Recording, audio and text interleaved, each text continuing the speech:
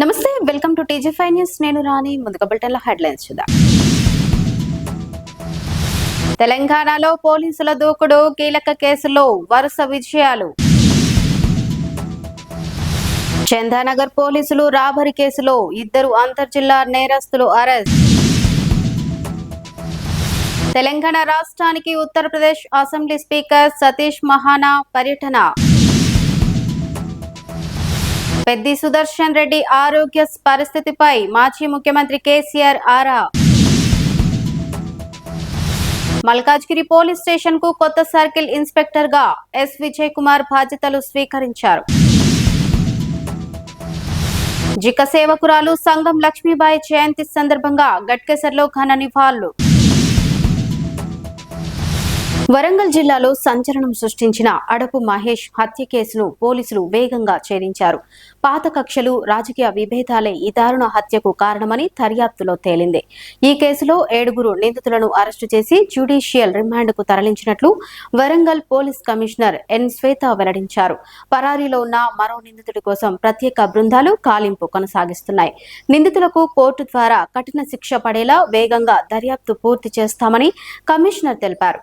అలాగే కేసును ఛేదించడంలో ప్రతిభ కనబర్చిన ఏసీపీలు, దర్యాప్తు అధికారి, task force, Geesukonda police station సిబ్బందిని ప్రత్యేకంగా అభినందించారు. అయితే ఇందులో ఈ అడప మహేష్, మృతి చెందిన అడప మహేష్ మరియు అట్లాగే ఈ పత్తి కుమార్, వీరిద్దరికి మధ్యలో కొంత పాత కక్షల్ని మనసులో పెట్టుకొని పత్తి కుమార్ ఈ నేరానికి పాల్పడినట్టు తెలిసింది మాకు ఇన్వెస్టిగేషన్లో.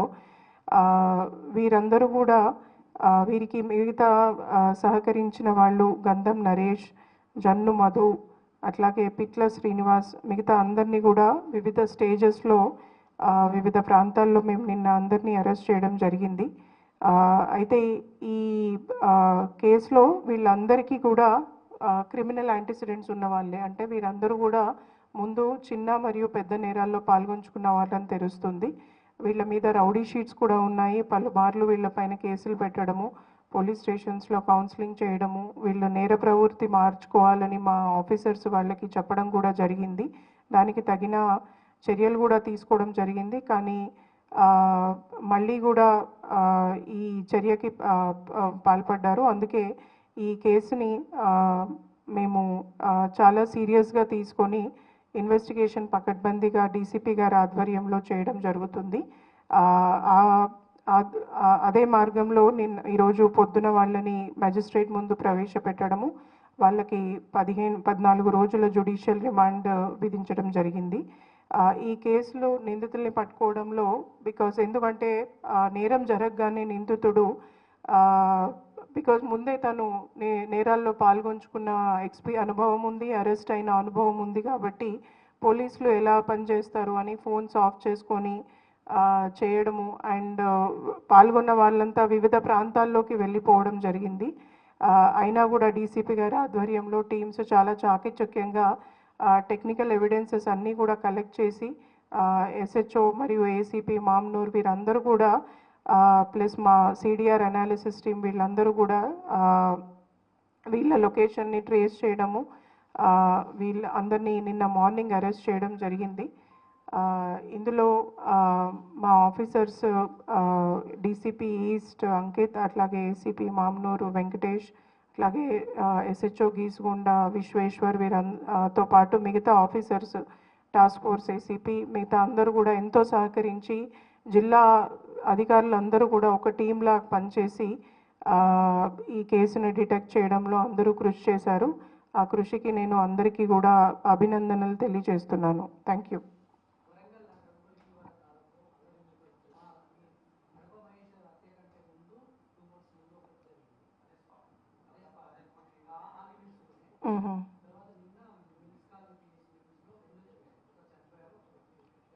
అవును,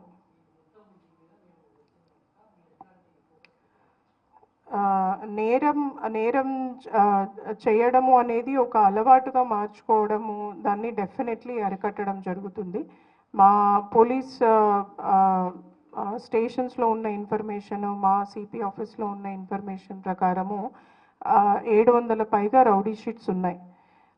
ఆ రౌడీ షీట్స్ని మేము రాగానే కూడా మొదలు పెట్టడం జరిగింది. ఆ ఎక్సర్సైజ్ డీజీ గారి ఆదేశాల ప్రకారము ప్రతి ఒక్క రౌడీ షీట్ మీద ఏమేం కేసులు ఉన్నాయి, ఆ కేసులు ఏ స్టేజ్లో ఉన్నాయి, వాళ్ళ ప్రజెంట్ యాక్టివిటీస్ ఏంటి అనేది ఒక మామూలుగా రొటీన్గా చేసే విధానంలోనే కాకుండా ఒక సిస్టమాటిక్ అప్రోచ్లో ఇప్పటి నుండి ముందుకు వెళ్ళడం జరుగుతుంది. దాని పర్యవసానాలు ఎలా ఉంటాయి, దాని లీగల్ స్టెప్స్ ఎలా ఉంటాయి అని రానున్న రోజుల్లో మీ అందరికీ స్టెప్ బై స్టెప్ తెలుస్తుంది. అది నేను ఈ ప్లాట్ఫామ్ మీద డిస్క్లోజ్ చేయలేను. బట్ లీగల్ పద్ధతిలో మన చట్ట మార్గం ద్వారానే వీళ్ళు మరీ ఒక్కసారి నేరాలు చేయకుండా చేయడానికి చట్టంలోనే చాలా మార్గాలు ఉన్నాయి. ఆ మార్గాలన్నీ కూడా మేము సిస్టమేటిక్గా అంటే ఒక క్రమ పద్ధతిలో వాడడం జరుగుతుంది. దాని మీద మా ఆఫీసర్స్కి ట్రైనింగ్ ఇవ్వడం జరుగుతుంది. ఎట్టి పరిస్థితుల్లో కూడా ఏదైనా పర్సనల్ కక్షల వల్ల తాగిన మైకంలో చేయడము ఆ నేరాలు వేరు. బట్ ప్రజలకి భయాందోళనలు కలిగించే నేరాలు చేసే వాళ్ళే మళ్ళీ మళ్ళీ చేసే నేరాలు చేయడం వేరు. ఈ దృష్టిలో నేను ప్రజలకి మీడియా ద్వారా తెలియజేయదలుచుకున్నది ఏంటంటే, ఎవరైనా ఇట్లాంటి వ్యక్తి ఏదైనా నేరాలకు పాల్పడుతున్నాడు, భయపెడుతున్నాడు, ఎక్స్టార్షన్ లాంటి యాక్టివిటీస్ చేస్తున్నారు, ఆర్ చిన్న చిన్న ఆయుధాలు, చిన్న కత్తి కావచ్చు, డమ్మీ వెపన్ కావచ్చు, ఇట్లాంటివన్నీ కట్టుకొని ప్రజల్ని భయపడే పరిస్థితికి తీసుకొస్తున్నారు అనేది ఉంటే మీరు ఎటువంటి భయం లేకుండా మాకు ఇన్ఫర్మేషన్ అందించండి. మా ఆఫీసర్స్ అందరము కూడా మేము అవైలబుల్గానే ఉన్నాము. ప్రజలు కూడా మీ డీటెయిల్స్ ఎక్కడ డిస్క్లోజ్ చేయకుండా కూడా మాకు ఆ ఇన్ఫర్మేషన్ వస్తే వాళ్ళ మీద మేము ఎట్లాంటి చర్యలు తీసుకోవాలి, ఓవర్ట్గా కోవర్ట్గా రెండు రకాల చర్యలు తీసుకోవడానికి మాకు అవకాశం ఉంటుంది. ప్రజల సేఫ్టీకి భంగం కలిగించే ఎవరిని కూడా వదిలిపెట్టడం జరగదు. తప్పకుండా చట్టమైన పరమైన చర్యలు, బికాజ్ ప్రజల్లో లా అండ్ ఆర్డర్ ఎంత ఇంపార్టెంటో ప్రజలకి సెన్స్ ఆఫ్ సేఫ్టీ అంటే మేమందరము భద్రంగానే ఉన్నాము అనే సేఫ్టీ కూడా చాలా ఇంపార్టెంట్. అట్లాగే వరంగల్ టీమ్స్ ఏవైతే ఉన్నాయో చాలా టెక్నికల్లీ వెరీ సౌండ్ టీమ్స్. దొంగలు మేము అనుకున్న వాళ్ళు ఎవరు మమ్మల్ని మాకు దొరకకుండా వెళ్ళే పరిస్థితి అయితే లేదు. తప్పకుండా నేరస్తులని శిక్ష పడేటట్టు చేయగలిగే కెపాసిటీ మాకుంది. అది రానున్న రోజుల్లో డెఫినెట్లీ మీరే ముందు చూస్తారు. Thank you. ఈ పరిస్థితి ఏదైతే ఉందో మీరు అన్నట్టు అది మేము కూడా గమనించడం జరిగింది. నేను జాయిన్ అయ్యాక చాలామంది ప్రజాప్రతినిధులు, అన్ని లెవెల్స్ ప్రజాప్రతినిధులు కానీ, మీడియా వ్యక్తులు కానీ, కలిసిన ప్రజలు కానీ తప్పకుండా ఈ విషయాన్ని అయితే నా దృష్టిలోకి తీసుకొచ్చారు. నేను కూడా పాతగా ఇక ముందు రిజిస్టర్ అయిన cases de addiction centre visit చేయడం జరిగింది. అక్కడున్న వాళ్ళతో మాట్లాడడం జరిగింది, డాక్టర్స్తో మాట్లాడడం జరిగింది. సో మీరు అన్నట్టు తప్పకుండా ఇది మనకి రానున్న రోజుల్లో ఎదుర్కొనే పెద్ద ఛాలెంజ్ అవ్వబోతుందనే విషయం అర్థమయ్యి ముందు ఉన్న సిపి సార్స్ ఎవరైతే ఉన్నారో వారు ఆల్రెడీ ఒక స్పెషల్ టీమ్ని తయారు చేయడం జరిగింది.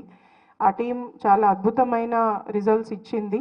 దాన్ని ఇంకా కూడా స్ట్రెంగ్తెన్ చేస్తూ, అంటే ఒకప్పుడు వరంగల్లో కల్టివేషన్ ఉండేదని మా ఆఫీసర్స్ చెప్తుంటారు, ఐఎమ్ షూర్ మీకు కూడా తెలుసు. ఇప్పుడు ఆ పరిస్థితి లేదు. ఒకప్పుడు వరంగల్ ట్రాన్సిట్ రూట్గా వాడుకునే వాళ్ళు, కాజీపేట లాంటి సెంటర్ ఉండడం వల్ల హైదరాబాద్ని అవాయిడ్ చేస్తూ వెళ్ళొచ్చు అనే ఉద్దేశంతో వరంగల్ ఒక ట్రాన్సిట్ రూట్ లాగా ఉండేది. బట్ ఇప్పుడు ఒక కన్జంప్షన్ యాక్టివిటీ ఎక్కువగా అయ్యిందని తప్పకుండా డేటా చూస్తే తెలుస్తుంది, అండ్ ప్రజల నుండి వచ్చే ఇన్ఫర్మేషన్ ద్వారా కూడా మాకు తెలుస్తుంది. ఆ యాంగిల్లో డెఫినెట్లీ సప్లై నుండి అవేర్నెస్ పెంచడమే కాకుండా అన్ని రకాల చర్యలు ఈగల్ ఆధ్వర్యంలో డీజీ గారు కూడా స్పెషల్గా రివ్యూ చేస్తున్నారు. ఆధ్వర్యంలో ఇంటెలిజెన్స్ కలెక్షన్ అయితే ఏంటి, ఎన్ఫోర్స్మెంట్ అయితే ఏంటి, అట్లాగే మన అవేర్నెస్ కల్పించడం అయితే ఏంటి, డి అడిక్షన్ అయితే ఏంటి, అన్ని యాంగిల్స్లో కూడా సపరేట్ టీమ్స్ పెట్టి పోలీస్ స్టేషన్లో పనిచేస్తున్న ఆఖరి కానిస్టేబుల్ వరకు ఈ విషయం మీద అవగాహన పెంచే ఏర్పాట్లు చేస్తున్నాము. ప్రతి ఒక్క ఎస్ఐ కూడా, బికాజ్ ఒక ప్రాంతము ఒక ఏరియా అనే డిఫరెన్స్ ఏమీ లేదు. ప్రతి ఒక్క ఎస్ఐ కూడా దీన్ని బాధ్యతగానే తీసుకొని ఏదో డ్రగ్ కంట్రోల్ టీమే చేయాలి, ఈగల్ వాళ్ళే వచ్చి చేయాలి అనేది కాకుండా ప్రతి ఒక్కరు కూడా దీన్ని మన బాధ్యతగా, ఒకప్పుడు లెఫ్ట్ వింగ్ ఎక్స్ట్రీమిజంని ఎట్లా అయితే అందరూ ఓనప్ చేసుకొని దీని మీద పోరాడారో అదే పద్ధతిలో అంతకన్నా ఎక్కువ టెక్నాలజీ, ఎక్కువ ప్రజలతో మమేకమై ఈ ప్రాబ్లమ్ని కంట్రోల్లోకి అట్లీస్ట్ తీసుకొని రావాల్సి ఉంటుంది.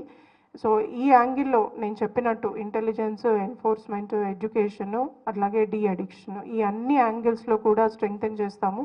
ఇప్పుడున్న అడిక్షన్ ట్రీట్మెంట్ ఫెసిలిటీస్లో బెడ్స్ సరిపోవట్లేదు అనేది వచ్చింది. దాన్ని షిఫ్ట్ చేయడానికి కూడా బడ్జెట్ శాంక్షన్ చేయించుకున్నాను. ఒక 30 బెడెడ్ అడిక్షన్ ఫెసిలిటీ తయారవుతుంది. బికాజ్ వరంగల్ అనేది ఒక regional centre. MGM Cyberabad commissionerate పరిధిలోని చందానగర్ పోలీసులు చాకచక్యంగా వ్యవహరించి ఓ రాబరీ కేసును ఛేదించారు. ఈ కేసులో 2 అంతర్జిల్లా నేరస్తులను అరెస్టు చేసి వారి వద్ద నుంచి 5 మోటార్ సైకిళ్లు, ఒక మొబైల్ ఫోన్ ను స్వాధీనం చేసుకున్నారు. సీసీటీవీ ఫుటేజీలు, సాంకేతిక ఆధారాలతో నిందితులను గుర్తించి అరెస్టు చేసినట్లు పోలీసులు తెలిపారు. విచారణలో ఈ 2 నిందితులు మొత్తం 11 కేసుల్లో తమ ప్రమేయాన్ని అంగీకరించినట్లు ఏసీపీ శ్రీనివాస్ వెల్లడించారు. గతంలోనూ వీరిపై రాబరీ, వాహన చోరీ, పోక్సో తదితర కేసులు నమోదైనట్లు పోలీసులు తెలిపారు. ఈరోజు చందానగర్ పోలీస్ స్టేషన్లో క్రైమ్ స్టాఫ్ ఎవరైతే ఉన్నారో వాళ్ళిద్దరూ నేరస్తులను పట్టుకోవడం జరిగింది. ఒకతని పేరు విష్ణువర్ధన్, ఇంకొకతని పేరు భానుప్రసాద్. వీళ్ళిద్దరూ గత 5 సంవత్సరాలుగా నేర ప్రవృత్తి కలిగి ఉండి నేరాలు చేస్తూ ఉన్నారు. వీళ్ళు జూనియర్గా ఉన్నప్పుడే, మైనర్గా ఉన్నప్పుడే వీళ్ళు నేరాలు చేయడం స్టార్ట్ చేసినారు. ఈ విష్ణువర్ధన్ అనే అతను ఇప్పటి వరకు మొత్తం 11 నేరాలు చేసినాడు. అలాగే భానుప్రసాద్ అనే అతను మొత్తం 14 నేరాలు చేయడం జరిగింది. ఈ విష్ణువర్ధన్ అతను దాంట్లో 2 రాబరీ కేసులు, 2 పోక్సో కేసులు కూడా ఇతని మీద, విష్ణువర్ధన్ మీద ఇంతకుముందు అయినాయి. మొన్ననే డిసెంబర్లో ఒకతను రిలీజ్ కావడం జరిగింది. అట్లా జనవరిలో ఒకతను జైలు నుంచి రిలీజ్ కావడం జరిగింది. దాదాపు 3-4 సంవత్సరాలు జైల్లో ఉండి అన్ని కేసులు ఒప్పుకున్న తర్వాత బయటకు వచ్చి మళ్ళీ ఈ నేరాలని మళ్ళీ కంటిన్యూ చేయడం మొదలు పెడుతూ ఉన్నారు. ఈ భానుప్రసాద్ అనే అతను ఇక్కడ పాపిరెడ్డి కాలనీలో ఉంటాడు. ఇతను విష్ణువర్ధన్ ఇక్కడ మల్లేపల్లిలో ఉంటాడు. ఇద్దరికి మ్యారేజ్ అయింది. ఒకతను విష్ణువర్ధన్ మేస్త్రిగా పనిచేస్తాడు. ఈ ప్రసాద్ ఇప్పుడు భానుప్రసాద్ పెయింటర్గా పనిచేస్తాడు. వీళ్ళు మొదటి నుంచి వీళ్ళు కలిసే అఫెన్సెస్ చేయడం జరుగుతూ ఉంది. ఈ మొత్తం మొన్న దాంట్లో మొన్న మేము ఒక అఫెన్స్ మన దగ్గర పాపిరెడ్డి కాలనీ దగ్గరలో ఒక బిల్డర్ ఉండేది. అక్కడ పోయి అక్కడ వాచ్మెన్ అతన్ని బెదిరించి అతని దగ్గర ఉన్న ఫోన్ గుంజుకొని చాకు పెట్టి అతనికి చాకు తోటి ఇంజురీ చేసి అతని ఫోన్ గుంజుకొని పోవడం జరిగింది.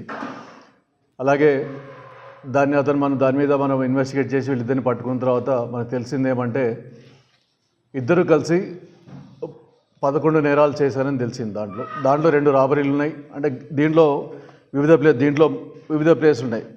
మంగళాట్లో చేయడం జరిగింది, కేపీహెచ్బి, భువనగిరిలో చేయడం జరిగింది, యాదగిరిగుట్టలో చేయడం జరిగింది, చందానగర్, అట్లా కూకట్పల్లి. ఈ ఇన్ని ప్లేసులలో కూడా వీళ్ళు ఏం చేస్తారంటే మామూలుగా నైట్ పూట తిరుగుతూ వీళ్ళు కొంత గాంజా, కొంత మద్యం సేవించి నైట్ పూట తిరుగుతూ ఉంటారు. ఎవరైతే ఒంటరిగా పోతుంటారో ఆ పిల్లవాళ్ళని లిఫ్ట్ అడిగేసి అతన్ని పట్టుకొని అతన్ని ఇందాక మీరు ఆల్రెడీ చూడడం జరిగింది. వాళ్ళని ఎవరు లేని ప్రదేశం, మారుమూల మా నిర్మానుష్య ప్రదేశం తీసుకెళ్ళి వాళ్ళని కొట్టి వాళ్ళ దగ్గర ఉన్న డబ్బులు, వాళ్ళ దగ్గర ఉన్న చైన్లు కానీ, వాచ్లు కానీ, ఫోన్లు కానీ ఏది ఉంటే అది గుంజుకొని తీసుకుపోవడం. అట్లాగే ఒక్కొక్కసారి వాళ్ళ దగ్గర ఉన్న వెహికల్స్ కూడా తీసుకొని పోతారు. వీళ్ళు తీసుకుని దాన్ని వాడుకొని ఇంకా వేరే అఫెన్స్ చేయడానికి వాడుకొని దీన్ని వదిలేయడం జరుగుతూ ఉంది. కాబట్టి ఈ విధంగా అఫెన్సులు చేస్తూ 11 అఫెన్సెస్ వీళ్ళు ఒప్పుకోవడం జరిగింది. ఇవన్నీ కూడా వీడిని విచారిస్తున్నాం. వీళ్ళ దగ్గర ఆల్రెడీ ఈ రోజు వరకు 5 వెహికల్స్ రికవరీ చేయడం జరిగింది, ఒక మొబైల్ ఫోన్ రికవరీ చేయడం జరిగింది. వీళ్ళు ఇంకా నేర ప్రవృత్తిని మానకుండా ఇంకా ఇట్లా కంటిన్యూ చేస్తున్నారు. వీళ్ళని తదుపరి చర్యల నిమిత్తం వీళ్ళని కోర్టు ముందు ప్రవేశపెట్టడం జరుగుతుంది. దీంట్లో మా క్రైమ్ స్టాఫ్ ఎవరైతే ఉన్నారో ఈ క్రైమ్ టీమ్ మా వాళ్ళు సాదిక్, శ్రీనివాస్ రెడ్డి, బుచ్చిరెడ్డి వీళ్ళంతా కూడా బాగా వర్క్ చేసి ఈ కేసును ఛేదించడం జరిగింది అని చెప్పేసి తెలియజేస్తా ఉన్నాం. Thank you very much. ఇంకేమన్నా? తెలంగాణ రాష్ట్ర శాసనసభను ఉత్తరప్రదేశ్ అసెంబ్లీ స్పీకర్ సతీష్ మహానా, ఆయన సతీమణి అనితా మహానా సందర్శించారు. ఈ సందర్భంగా తెలంగాణ శాసన సభాపతి గడ్డం ప్రసాద్ కుమార్ వారికి ఘన స్వాగతం పలికి శాలువా, పుష్పగుచ్చం, జ్ఞాపికతో సత్కరించారు. అనంతరం అసెంబ్లీ స్పీకర్ ఛాంబర్లో 2 స్పీకర్లు సమావేశమై తెలంగాణ, ఉత్తరప్రదేశ్ శాసనసభల నిర్వహణ, శాసన ప్రక్రియలపై అభిప్రాయాలు పంచుకున్నారు. ఈ సమావేశంలో council secretary doctor V Narasimhacharyulu, assembly secretary Rendla Tirupati తదితర అధికారులు పాల్గొన్నారు. నర్సంపేట మాజీ ఎమ్మెల్యే బీఆర్ఎస్ జిల్లా అధ్యక్షుడు పెద్ది సుదర్శన్ రెడ్డి ఆరోగ్య పరిస్థితిపై మాజీ ముఖ్యమంత్రి కేసీఆర్ ఆరా తీశారు. హైదరాబాద్ లోని యశోద ఆసుపత్రిలో చికిత్స పొందుతున్న ఆయనకు అత్యుత్తమ వైద్యం అందించాలని ఆసుపత్రి యాజమాన్యానికి, వైద్యులకు సూచించారు. పెద్ది సుదర్శన్ రెడ్డి ఆరోగ్య పరిస్థితిని ఎప్పటికప్పుడు పర్యవేక్షించాలని, అవసరమైన అన్ని వైద్య సేవలు అందేలా చూడాలని కేసీఆర్ కోరారు. అలాగే కుటుంబ సభ్యులకు ధైర్యం చెబుతూ త్వరగా కోలుకుని ప్రజా సేవలోకి తిరిగి రావాలని ఆకాంక్షించినట్లు సమాచారం. మల్కాజ్గిరి పోలీస్ స్టేషన్ కు కొత్త సర్కిల్ ఇన్స్పెక్టర్ గా ఎస్ విజయ్ కుమార్ బాధ్యతలు స్వీకరించారు. సిపిఎస్ నుంచి బదిలీపై వచ్చిన ఆయనకు పోలీసు అధికారులు, సిబ్బంది, వివిధ రాజకీయ పార్టీల నాయకులు, కుల సంఘాల ప్రతినిధులు ఘన స్వాగతం పలికారు. ఇదే సమయంలో ఇక్కడ సిఐగా పనిచేసిన సత్యనారాయణ ఆర్థిక నేరాల విభాగంకు బదిలీ కాగా పోలీస్ స్టేషన్ సిబ్బంది ఆయనకు ఆత్మీయంగా వీడ్కోలు పలికారు.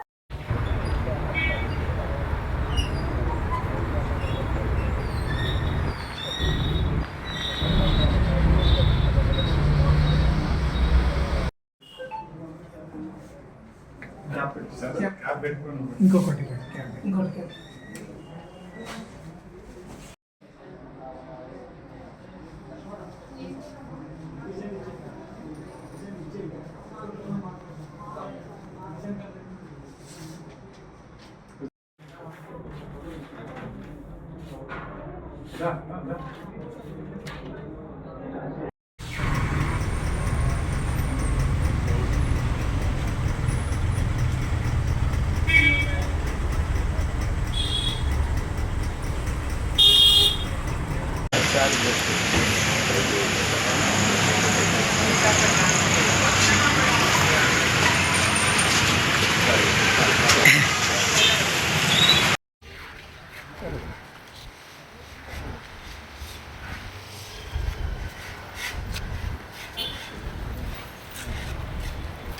స్వాతంత్ర్య సమరయోధురాలు, సామాజిక సేవకురాలు సంగం లక్ష్మీబాయి జయంతి సందర్భంగా గట్కేసర్లో ఘన నివాళుల కార్యక్రమం నిర్వహించారు. ఈ కార్యక్రమానికి ముఖ్య అతిథిగా హాజరైన బీజేపీ నేత ఏనుగు సుదర్శన్ రెడ్డి గట్కేసర్లో సంగం లక్ష్మీబాయి విగ్రహాన్ని ఏర్పాటు చేసి తీరుతామని ప్రకటించారు. సంగం లక్ష్మీబాయి త్యాగం, దేశభక్తి, మహిళా సాధికారతకు ఆమె చేసిన సేవలు నేటి తరానికి స్ఫూర్తిదాయకమని ఆయన అన్నారు. విగ్రహ ఏర్పాటుకు ప్రజాప్రతినిధులు, సామాజిక సంఘాలు, యువజన సంఘాలు, అన్ని వర్గాల ప్రజలు సహకరించాలని పిలుపునిచ్చారు. ఈ కార్యక్రమంలో పలువురు బీజేపీ నాయకులు, సామాజిక సంఘాల ప్రతినిధులు, స్థానిక ప్రజలు పాల్గొని సంగం లక్ష్మీబాయికి ఘనంగా నివాళులు అర్పించారు. ఈరోజు మన గట్కేసర్ ప్రాంతంలో గట్కేసర్లో జన్మించిన గట్కేసర్ ముద్దుబిడ్డ అయినటువంటి సంగం లక్ష్మీబాయి గారి వారి జయంతి సందర్భంగా ఈరోజు ఆమెకు పూలమాలలు సమర్పించడం, ముఖ్యంగా ఆమె విగ్రహం ఏర్పాటు చేయాలని చెప్పి గత 2-3 సంవత్సరాలుగా నేను వివిధ సందర్భాల్లో చెప్పడం జరిగింది. దానికి అనుగుణంగానే ఈ చౌరాస్తాలో విగ్రహం ఏర్పాటు చేయాలని చెప్పి పూర్తిగా గౌరవ పెద్దలు లక్ష్మారెడ్డి గారు కానీ, రామ్ యాదవ్ గారు కానీ, ఇంకా పెద్దలు మా బిడ్డలు శ్రీశైలమన్న గారు అందరూ పాల్గొని ఈరోజు ఆమెకు జయంతి ఉత్సవాలు జరుపుకోవడం జరిగింది. దీని ముఖ్య ఉద్దేశం ఏంటంటే మన గట్కేసర్ ప్రాంతంలో పుట్టిన బిడ్డ ఈరోజు దేశంలో ఒక పేరు ప్రఖ్యాతులు గాంచిన ఆమె ఇక్కడ పుట్టి ఒక శాసనసభ్యురాలుగా, గ్రంథాలయం చైర్మన్గా, ఒక మంత్రిగా, విద్యాశాఖ మంత్రిగా, ఒక పార్లమెంటరీగా ఇట్లా అనేక రకాలుగా పదవులు అనుభవించిందని తెలుసు. కానీ చాలామందికి ఆమె స్వాతంత్రం కోసం పోరాడడం, ఆమె స్వాతంత్ర ఉద్యమంలో జైలుకు పోయింది, రజాకారులతో పోరాడింది, మహిళా సాధికారతతో పోరాడింది, విద్య మీద పోరాడింది. అనేక అంశాల మీద తన జీవితమే ప్రజల కోసము తెలంగాణ ప్రాంతంలో పుట్టిన బిడ్డ అనేక అంశాల మీద పోరాడి ఒక గొప్ప చరిత్రలో నిలిచిపోయే వ్యక్తిగా నిలిచిన సంగం లక్ష్మీబాయిని ఈరోజు కొంతమంది కావాలనో, లేకపోతే ఆమెని ఒక మహిళనో, లేకపోతే అడిగిన వర్గాలనో చెప్పి ఆమెకి ఇంతవరకు గుర్తింపు తీసుకురాకపోవడం అయితే ఒక దురదృష్టకరం. గట్కేసర్లో నిజంగా కూడా గట్కేసర్ ప్రాంతంలో నాయకులందరికీ పార్టీలకు అతీతంగా, కులాలకు అతీతంగా, మతాలకు అతీతంగా ఈరోజు సంగం లక్ష్మీబాయి విగ్రహం ఏర్పాటుకు ప్రతి ఒక్కరు ముందుకు రావాలి. అన్ని పార్టీలతో నేను కూడా మాట్లాడతాను, ప్రతి పెద్దలతో మాట్లాడతాను. జేఏసీ లక్ష్మారెడ్డి గారితో దాన్ని కోఆర్డినేషన్గా చేయడానికి ఆయనకు బాధ్యతలు అప్పగిస్తూ మేము ఇక్కడ ఏర్పాటు చేయడానికి ఎంత శాశక్తుల ప్రయత్నం చేసి, ఎందుకంటే అటువంటి గొప్ప వ్యక్తి మనలో జన్మించరో కానీ చరిత్రలో ఉన్న వ్యక్తిని మనం స్మరించుకోవడం మన బాధ్యత.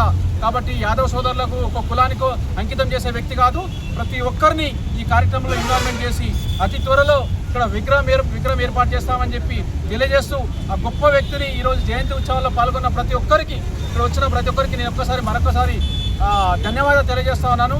ఆమె ఆశయ సాధన కోసం ప్రతి ఒక్కరూ పాటుపడాలని చెప్పి కోరుకుంటున్నాను. బులెటిన్ ముగించే ముందు హెడ్లైన్స్ మరోసారి చూద్దాం.